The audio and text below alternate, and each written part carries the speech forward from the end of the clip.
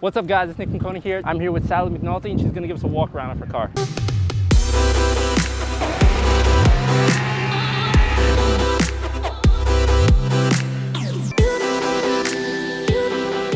So tell us, what do we have here? This is my 2017 STI, and her name is Project Not So Daily. It used to be Project Daily because I drove her to work every day for 2.5 years. And then this year we decided, you know what? Let's make that into our time attack car this year. So this is primarily just a track car though? Just a track car. Yeah, we are in street class. The car does have to be licensed and insured. I have to have all the interior from the B-pillar forward, a working blower motor, I have to have a working radio, speakers that you can hear the radio. Working radio? Like that's such a strange requirement. I know, have. right? Like, yes, your race car needs to have a radio. So what is some of the work done to the car? All right, so she's obviously not stock anymore. It does have a short block from IG Performance, the Magnum Stage short block that's paired with their Stage 5 cylinder heads. It is tuned on Ignite ethanol with 1750 injectors by Injector Dynamics. It does have a rotated 3076 Garrett Motion turbo. Right now she was tuned by Junior Tune.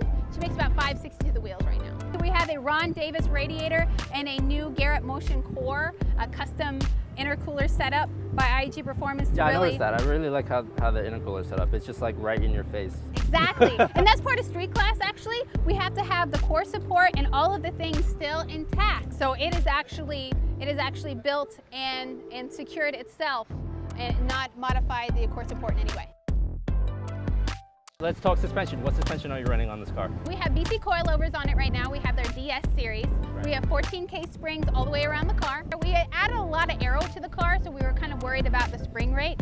Fantastic. The car just hits the apex. It's great. Tracks out, catches the power, and just lays it down. They grip. It's great. What else is in the car? You mentioned a little bit about the aero kit. Let's talk a little bit about the aero kit you have on it. Sure. Now I have a custom mount splitter made by IG Performance. They actually cut it out on their water jet machine. It's not carbon fiber. It's just made of Alumilite. And we do have some splitter diffusers made by Professional Awesome Racing. Alumilite? Alumilite. What is it? I've never heard of that before. No, it's okay. Alumilite is actually like plastic honeycomb core with two thin pieces of aluminum that are on top of it for rigidity. It's pretty light. I can actually stand on my splitter. And it won't? Yeah. Yeah, it's okay. Pretty legit. It's chassis mounted, so it's not gonna move while driving. We want as much downforce as possible. And whenever it's totally affixed to the car, you're gonna get all the downforce that you need. Wheels. Let's talk about wheels. This is what we're doing. We're with Coney Wheels, so you know, we can only wonder what wheels she's got on her car. Wheel setups. You have two? You have two wheel setups. All right, so tell me about the wheel setups. What two wheel setups do you have? We kind of have like our first day practice, like we kind of have scrub tire setup, and then we have another set that we call it like our boom ready to go.